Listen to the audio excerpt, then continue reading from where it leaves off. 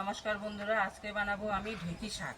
তার জন্য 4 মুঠা ঢেঁকি শাক নিয়েছি। ঢেঁকি শাকটা বানাবো কাঁঠালের বীজ দিয়ে। এই কাঁঠালের বীজ নিয়েছি।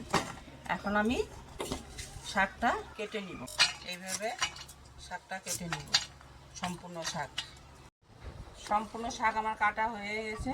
এখন আমি ধুয়ে নিব। জল দিয়ে দিলাম। শাকের মধ্যে আমি লবণ দিয়ে দিব। লবণ দিয়ে চটকিয়ে ভালো করে আমি ধুয়ে নেব।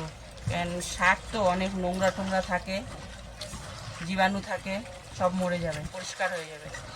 এখন আমি কাঁঠালের গোলা কেটে নিব। আমি জাতি দিয়ে কাটবো।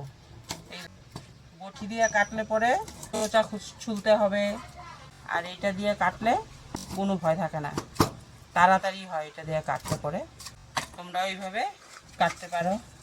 কাঁঠালের বীজগুলো সব আমার কাটা হয়ে গেছে। দেখো জাতি দিয়ে কত সুন্দর করে কেটে নিয়েছি। এখন আমি জল দিয়ে ধুয়ে নিব।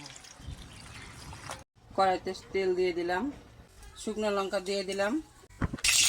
শুকনো লঙ্কা ভাজা হয়ে গেছে। এখন আমি কালো জিরা দিয়ে দিব। রসুন ছোটো করে দিয়ে দিলাম। একটু ভাজা ভাজা হবে রসুনটা লাল হয়ে গেছে। কাঁঠালের বীজগুলো দিয়ে দিব। পরিমাণ মতো লবণ দিয়ে দিব, হলুদ দিয়ে দিব, একটা কাঁচা লঙ্কা দিয়ে দিব। এখন কাঁঠালের বিচিটা 5 মিনিট একটু ভাজা ভাজা করব। কাঁঠালের বিচিটা অনেকটা অর্ধেক সিদ্ধ হয়ে গেছে। আমি এখন ঢেঁকি শাকগুলো দিয়ে দিব।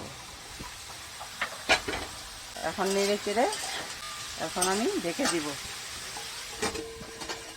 ঢেঁকি শাকটা আমার হয়ে গেছে। এখন আমি নামিয়ে নিব।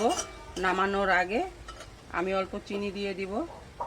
চিনি দিলে শাকটা মজে ভালো। তোমরাও এইভাবে বাড়িতে বানিয়ে খাবে কাঁঠালের বীজ দিয়ে ঢেঁকি শাক। ভিডিওটা যদি ভালো লাগে লাইক কমেন্ট শেয়ার করে দিও, ফলো করে দিও। পাশে থেকো বন্ধুরা। Thank you.